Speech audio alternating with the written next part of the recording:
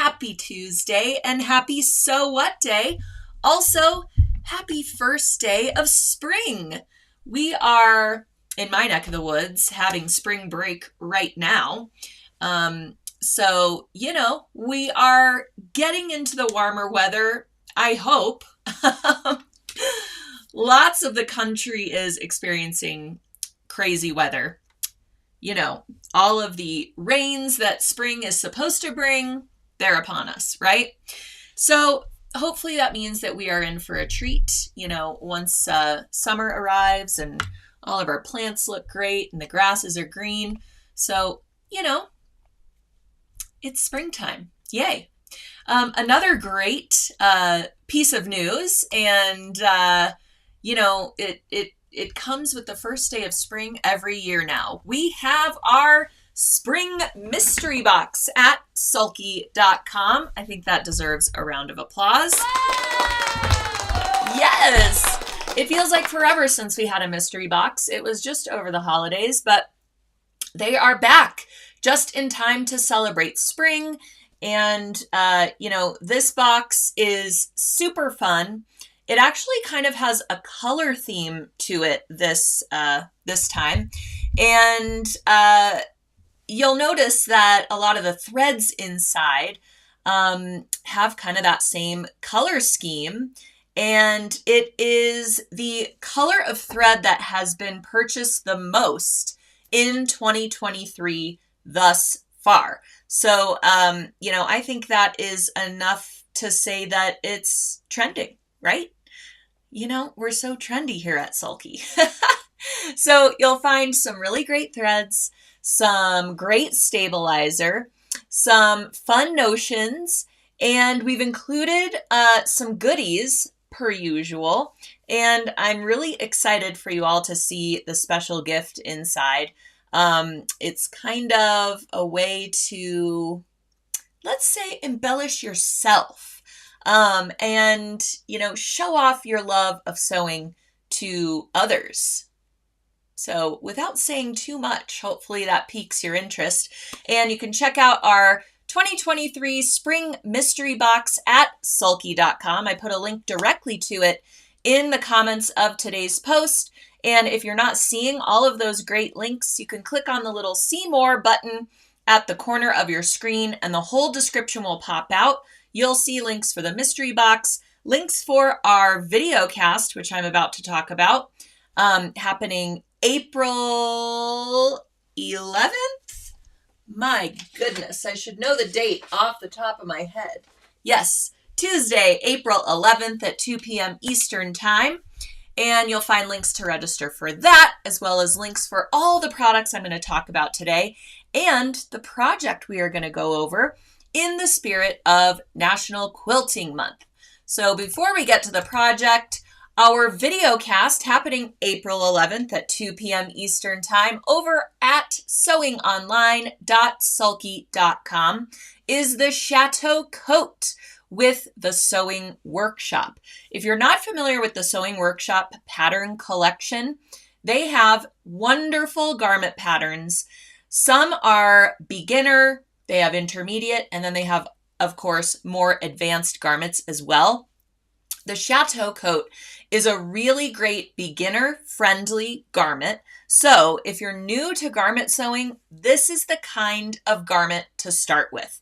It has minimal seams, and it features a no-fray fabric. So we get to do exposed edges. We don't have to finish them with serger stitches or three-step or overlock stitches.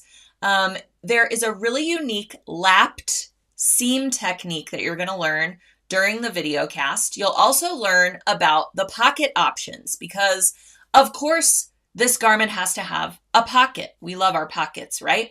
So there are slit pockets that are enhanced with a little bit of decorative stitching. You can also do some hand embroidery techniques, and you'll learn both ways during the video cast. And there's the option of adding a patch pocket instead of the slit pocket. So if you'd rather have your pockets on the front, like little patch pockets, that gives you a little bit more room for embellishment. You could add machine embroidery to those pockets really easily, hand embroidery techniques or more decorative stitching, or you can just leave them plain so they kind of, disappear into the garment. So there's lots of options with this coat. It is also very figure friendly. It looks great on all figures. It has this loose fit with the dolman sleeve, and I think you're all really going to enjoy making it and wearing it. The other thing that's great about this coat is it's good for layering. I mentioned we are experiencing that spring, super fickle weather. We never really know what it's going to do outside. And then as we go into the summer and even fall months, you can layer underneath this coat. It's just a really great versatile garment. So of course, we have kits available as well for the video cast. And I have a feeling these will go really quickly because the price is unbelievable for these kits. With the kit, you have the option to either buy the digital pattern as well, the physical printed pattern, or no pattern. So if you happen to already own this pattern, no need to grab it up with your kit. You can simply buy a kit that has the great featherweight scuba fabrics, and you'll learn all about those, needles, and 3 spools of thread. 1 spool of thread is for the construction, 1 is for the decorative top stitching, and 1 is for the optional hand embroidery elements. You can also use that thicker thread that we're going to use for the hand embroidery for your decorative top stitching as well, and add some different types of handwork details. So this is our charcoal gray colorway. The kit comes in 3 colorways. So you can grab up all the colorways if you want to make lots of this coat and add it to your wardrobe. And I will say from personal experience that the charcoal gray is a little bit darker in person than you see in this image. It's a really nice, luxurious feeling fabric. It looks very expensive when you wear it. It's just such a great medium for this type of garment. So this is the charcoal gray, and you can see it comes with kind of rosy colored threads. And then we also have an ecru fabric that comes with a purple sort of colorway for the decorative accents. And then we also have a black kit. So the black has red accents to it. So some great options for you as far as the kit goes. Again, I have a feeling these are going to go really fast, so get them while they're on sale at the insane deal. Register for the video cast and then mark your calendars for April 11th at 2 p.m. Eastern Time. You'll get some reminder emails as well, so you can join us live. But if you can't join us live, no worries, because as with all of our events over at sewingonline.sulky.com, they revert to an on-demand format after the live event ends. And they are stored in your own personal library on that website. So you can just go to your library, locate the event, go to the event page, and then the entire video will be there, the presentation materials, everything you need to walk you through your kit and your pattern. So it's going to be a great time. We are also partnering with the American Sewing Guild for this particular event, and we have some really great door prizes to give away throughout the afternoon. The American Sewing Guild is also providing an amazing door prize.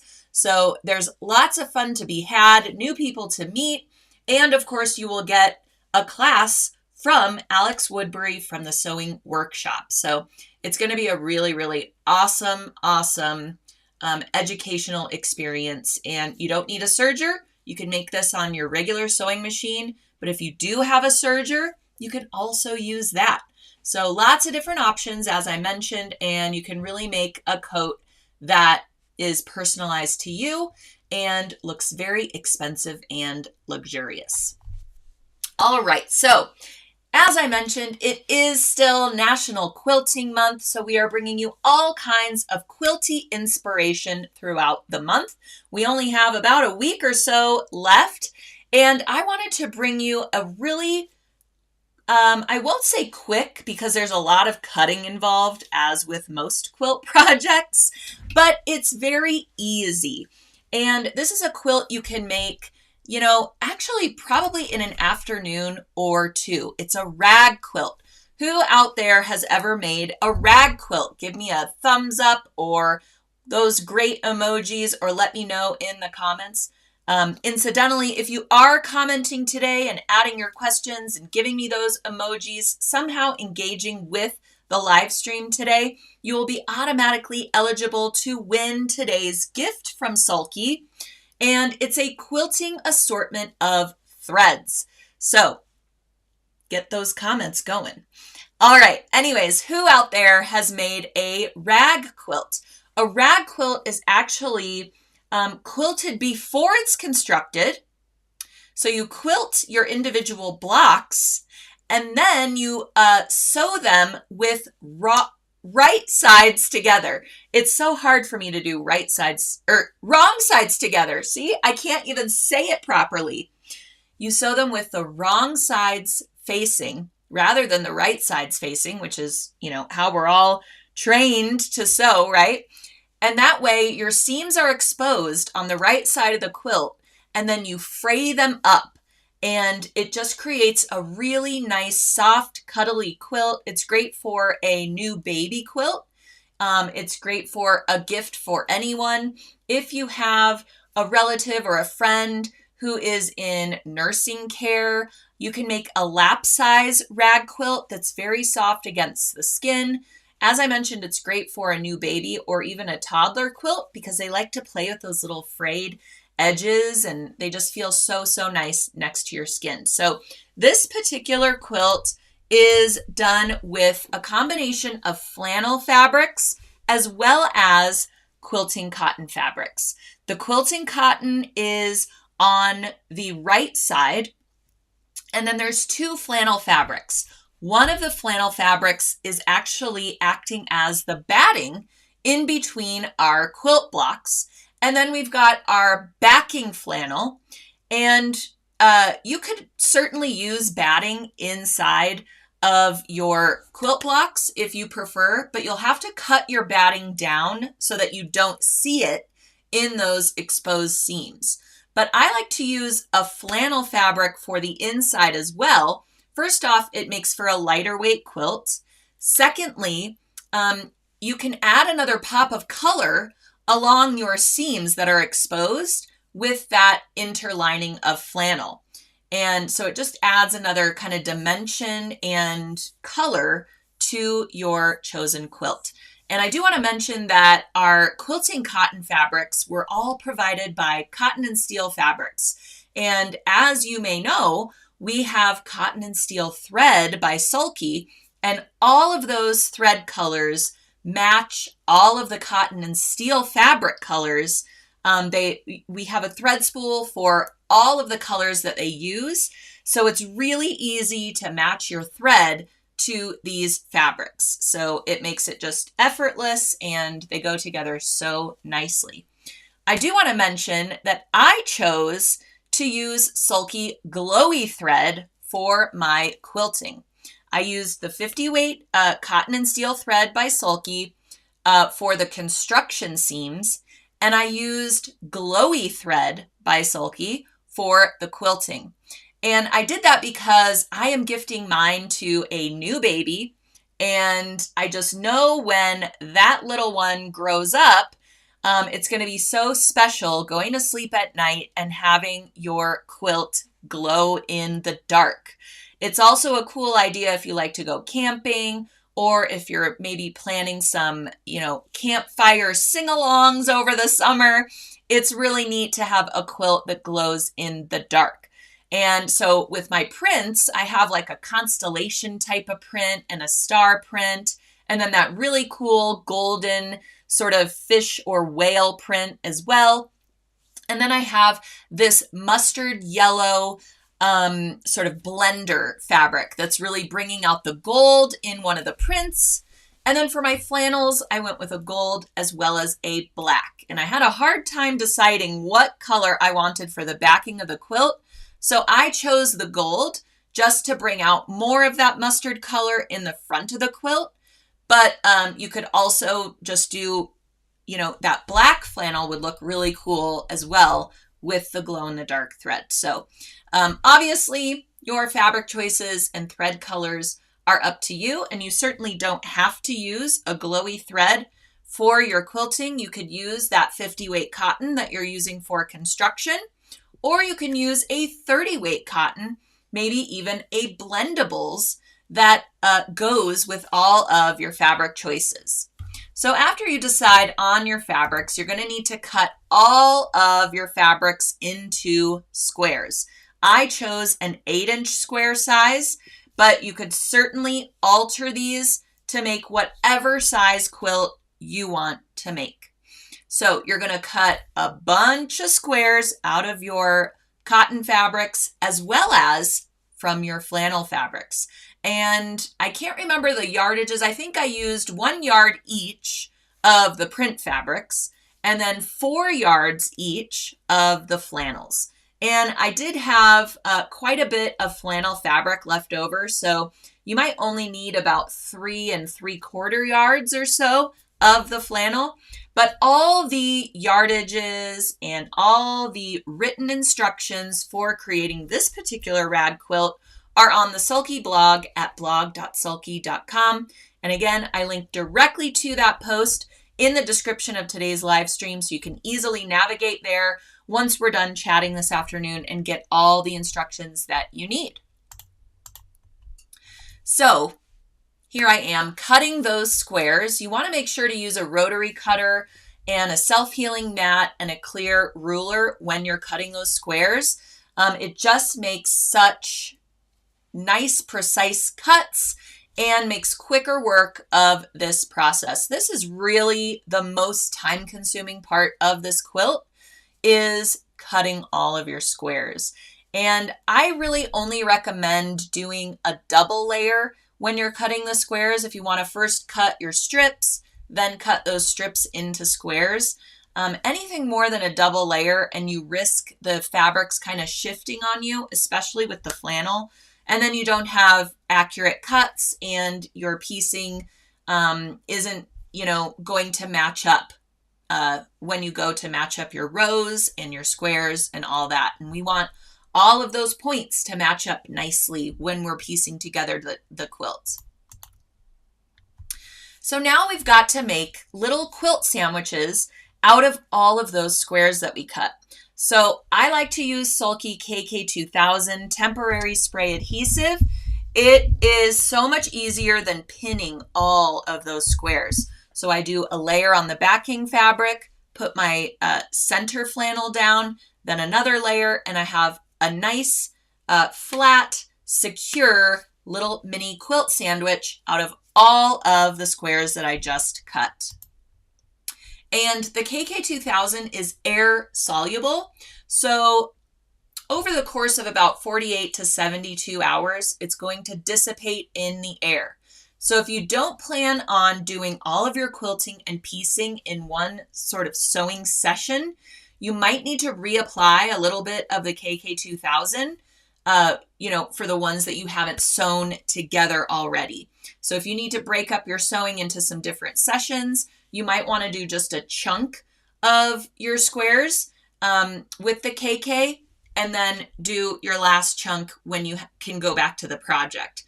You can also store your squares in a zip top bag after you spray them all together.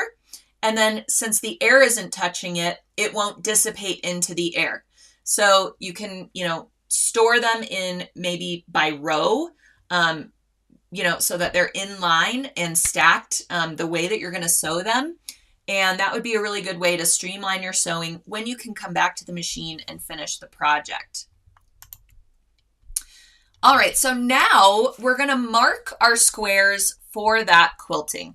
And I just decided to quilt a big ol' X on each one of my squares, but you could certainly do whatever kind of quilting you want to do. I was trying to keep it really simple. Plus, once I match up all of my corners, it's going to look like I have one line going across one way, one line going across the other way. If I had done something a little bit more elaborate, the quilting stitches may or may not match up when I piece together all of those blocks. And you know what? That's okay too. So you do you, choose the quilting style that you would like to do on each one of your blocks. I found this to be the easiest. So I just took my chalk and marked an X on every single one of those blocks. And now it's time to quilt all the blocks. So as I mentioned, I used Sulky Glowy Thread. Glowy is a 40 weight polyester thread, but something to note, you cannot touch your iron to it. It will melt. So if you have to press anything, I highly recommend you do that before you quilt or sew with Glowy. Now you could put it in the washing machine and dry it and all that, but when your iron's really hot, it can be problematic. So something to note. Let's see. I also used a little bit larger size needle. You can get away with an 80-12, but I like a 90-14. This thread has a little bit of a coating to it, which, helps with that glowy effect that you get. And I just find that the little bit larger needle eye helps the thread glide a little bit smoother while you're sewing. You'll also notice in this picture that I have a really cool laser light beam function on my sewing machine. I use a Husqvarna Viking Designer Epic 2 for the most part. I do have other machines as well. I have a Brother machine that also has embroidery capabilities. I have a baby lock serger. I have so many machines, but at any rate, the one I use most often is the Husqvarna Viking Designer Epic 2, and it has this really cool laser light that guides you to know that you're staying on those marked lines when you're sewing. But you could also simply just follow that line with your needle, and you always want to look at your presser foot or your marked line rather than watching the needle while you're sewing. And that's going to help you create those nice straight stitches following those lines that you took so much time to mark onto your fabric. All right, here's just another image of quilting those. And I kind of did a chain piece style quilting, I guess you could say. I just lined up a bunch of squares. I did one line down all those squares, then I snipped them apart. Then I rotated and did one line across all, maybe 8 or 10 squares at a time, just to kind of streamline the quilting process, since we're doing the same thing across all of these little quilt blocks. So then once all the quilting is done, I just stacked up all of my different fabrics, and then the real fun begins because you get to kind of choose the pattern you want for your quilt. So you can lay it out, on a flat work surface or on your floor and kind of plan which fabrics you want to go where. Or you can simply alternate each fabric as you move along. So I sewed, I think, 7 rows by 9 rows for this particular quilt, and it makes, sort of a large throw. It's not quite a twin size, but it's larger than a crib size as well. And there was really no method to my madness there. You could do a square quilt that's 8 by 8. You could make this as big or as small as you want. And like I said, you can change up the square dimensions totally. So if you have a 10-inch,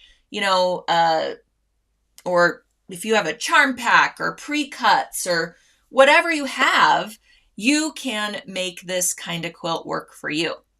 All right, so those are my stacks. And then here is the cotton and steel thread by Sulky that I chose to use. You see how this mustard color matches perfectly with the mustard color blender print. And it just I mean, it's the exact same color, literally. So that's the thread that I chose to construct everything. And I had to go down a needle size. So you can use a 7511 or you can go to that 8012 needle because the thread is 50 weight. So we're going down to a much thinner thread than the one we were using with the Glowy. So we need a little bit lighter, or I should say smaller, needle eye to accommodate that thread weight. And you can use a universal needle. You could also probably use a quilting needle. Those needles are pretty similar in my opinion. It's just that the universal needle has a ever so slight ball point to it. So I believe that is what I used for the piecing of this project. Again, all the supply list, instructions, all of that are on the Sulky blog post that I linked to in the description of today's post. So now we simply start piecing together our rows. And I pieced together 9 rows of 7 for this. And you can see you really want to pay attention and sew with wrong sides together so that your seams are totally exposed and visible from the right side. And I think it's so cool that we've got this mustard seam allowance showing, as well as a little bit of that black flannel seam allowance showing. So it gives a lot of pops of color throughout the top of the quilt and really brings together, the color scheme. Then we're going to sew all of our 7 rows together to create our quilt. So we've got, again, 7 across and 9 going down. And you want to be pretty persnickety when you are lining up your corners so that everything matches nicely. So use lots of those great wonder clips when you are piecing together all of your squares because it is quite bulky. You've got your 4 layers of flannel and then your layer of quilting cotton fabric. So you're going through lots of layers here and you want to make sure there isn't any shifting or stretching while you're sewing. So really make sure that you're using those wonder clips for every single one of those seams. And you could see our quilting, it looks like it was all quilted after the fact, but it was actually quilted before it was assembled.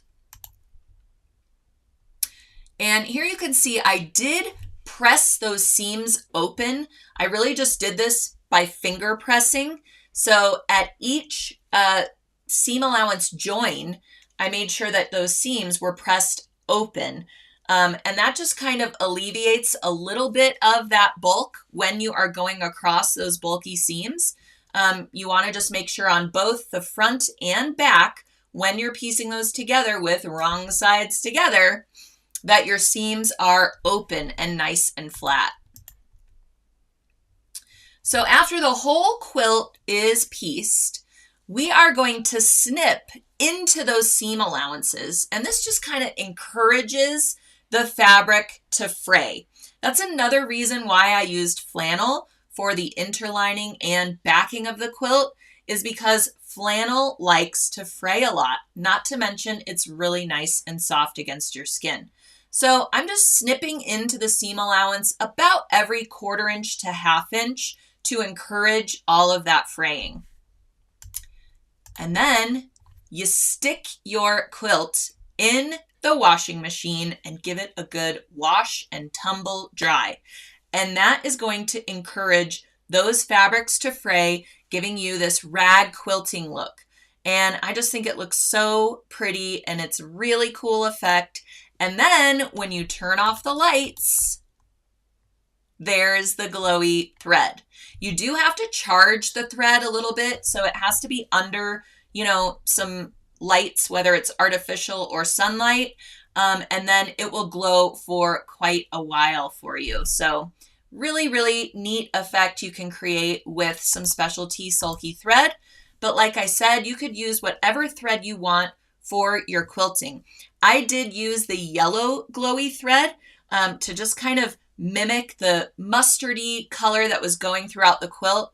But glowy also comes in a pink, a purple, a green, a blue, and a white as well. So you have a lot of options if you do want to use that glowy. And yes, I used it in the bobbin as well.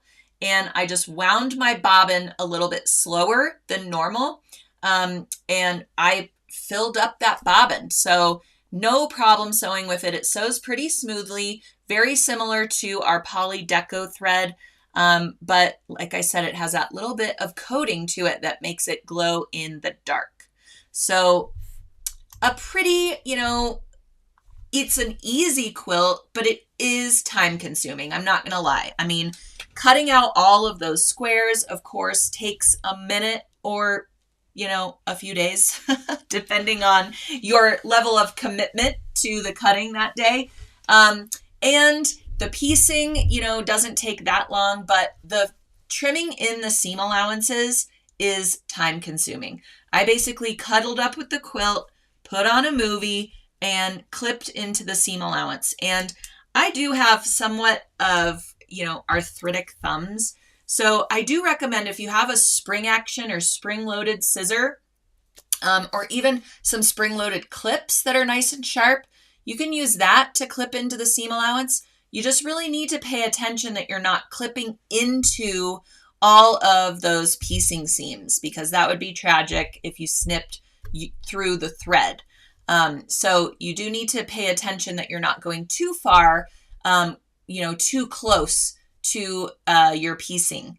So that's really all I would caution you with, because the rest of it is relatively simple. You're going to look like a quilting rock star. Even if you've never made a quilt, this is a great starter quilt that's, not intimidating, and it's definitely doable for all skill levels of quilting.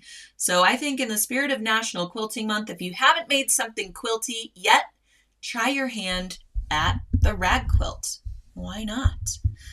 All right, so again, I want to make sure that all of you are grabbing up our spring mystery box. It went on sale today, and they are going like hotcakes.